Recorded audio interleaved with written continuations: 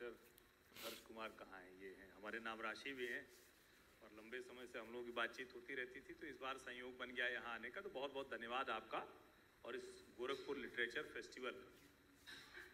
और शायद आज देश का कोई शहर नहीं होगा जहां पर इस तरह का बौद्धिक जुटान ना होता हो। तो क्या कुछ 4 लोग बौद्धिक बने रहेंगे, वो है क्या नायक होना? ये नायक है। इसीलिए आशुतोष जी कह रहे हैं कि अब मीडिया खलनायक हो गया।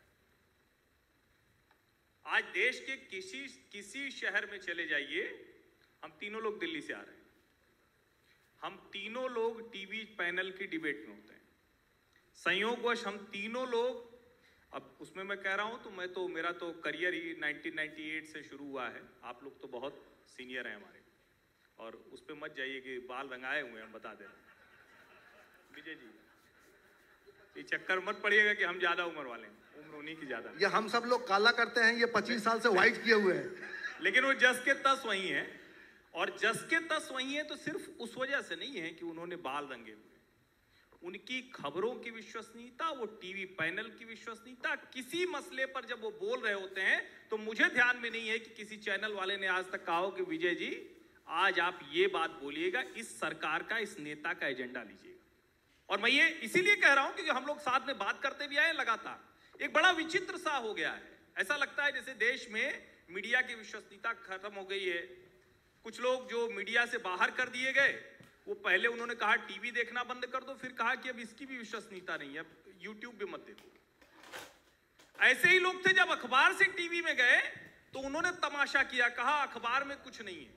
और जब तक वो अखबार के संपादक रहे तो कहते थे टीवी मतलब तमाशा, मदारी का खेल है। ये बेईमानी है। आप जहां जिस जगह पर जब तक हैं तब तक वो विश्वसनीयता है। और मैं 2012 की एक हेडलाइन एक देश के बड़े अखबार की आपको सुनाता हूं, उसका तय कीजिएगा कि विश्वसनीय कौन है।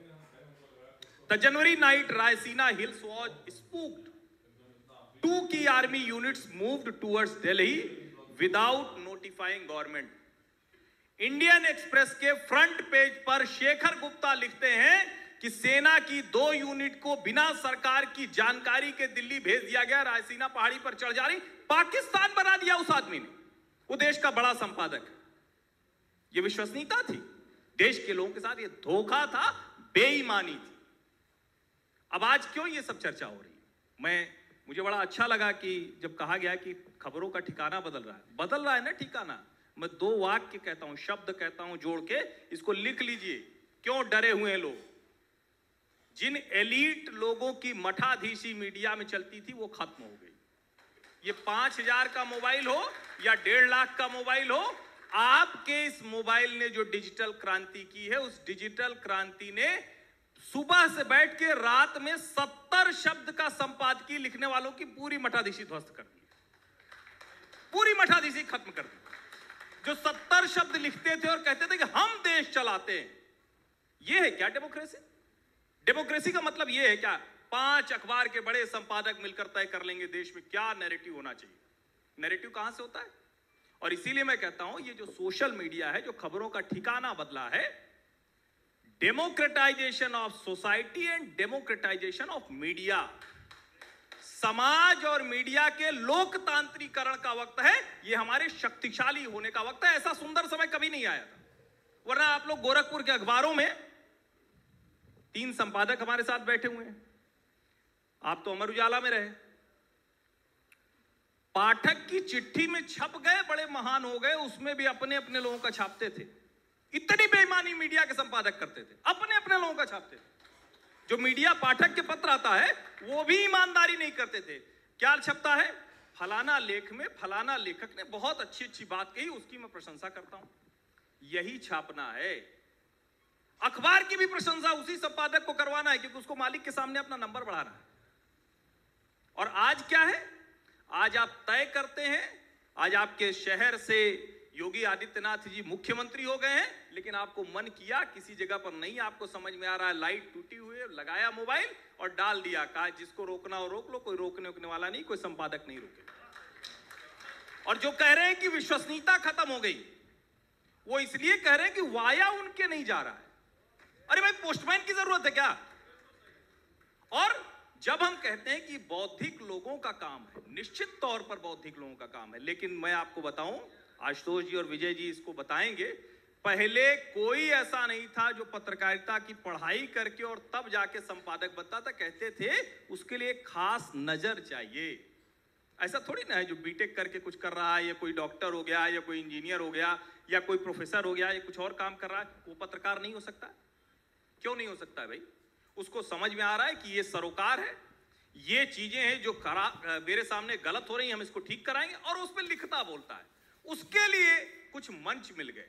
अब एक उदाहरण आप समझिए, 2014 में इस देश में सिर्फ 16 यूट्यूबर्स थे जिनकी मिलियन प्लस की सब्सक्राइबरशिप थी। मिलियन प्लस मतलब समझ रहे हैं, 10 लाख।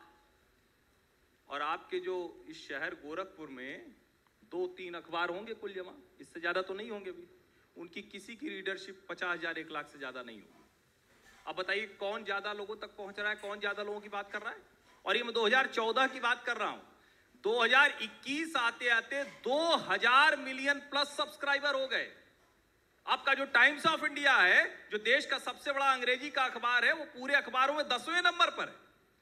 जो इंडियन एक्सप्रेस है वो 20वें 22वें नंबर पर है। और वो डिसाइड कर देता है, वो बता देता है कि गोरखपुर की क्या मुद्दे होंगे, गोरखपुर में कौन तय करेगा। इसीलिए देश में जनमानस बदल गया, पत्रकारों को समझ में नहीं आया, पल्ले नहीं पड़ा कि कैसे योगी आदित्यनाथ इतने बड़े नेता हो गए, कैसे नरेंद्र मोदी इतने बड़े नेता हो गए। क्योंकि आप समाज की चीजों को गलत तरीके से दिखा रहे थे। और ठीक है, सेंसेशन हुआ है, टीवी पर सेंसेशन तो बहुत हुआ है। स्वर्ग की सीढ़ी किस जमाने में चढ़ी गई? अभी के जमाने में चढ़ी गई क्या? भूत प्रेत नाग नागिन किस जमाने में हुआ? अभी के जमाने में हुआ क्या? ये सारी चीजें तब हुई जब हम उसको कहते थे कि ये टीवी का स्वर्णिम दौर है। ये संपादक लोग जब उनको अवसर मिला तो उन्होंने उस सबसे स्ट्रॉन्ग मीडियम का सबसे ज्यादा दुरुपयोग किया। आज निश्चित तौर पर यह कहा जा सकता है कि इसमें जो गड़बड़ हो रही है, जो विसंगतियां हैं, उसको ठीक किया जाए। लेकिन ये सबसे सुंदर समय है, ठिकाना बदला है, क्योंकि आपके हाथ में आ गया है, इसलिए एलीट लोग परेशान हैं। जैसे पहले राजे रजवाड़े दुखी हो जाते थे ना, जब लोकतंत्र आया तो राजे रजवाड़े दुखी हो गए, क्योंकि अब तो कोई भी सांसद विधायक बन जाएगा।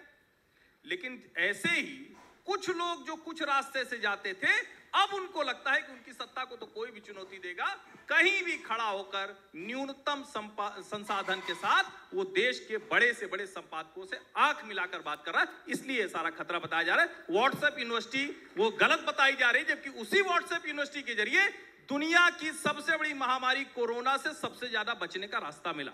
उसी व्हाट्सएप यूनिवर्सिटी से बच्चों को प्रतिदिन एजुकेशन की चीजें मिल रही।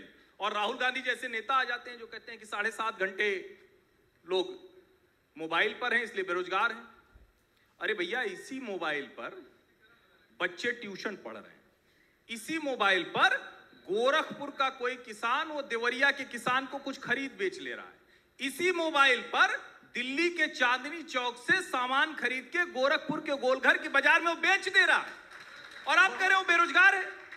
बिल्कुल, इसी मोबाइल पर ये सारे काम हो रहे हैं।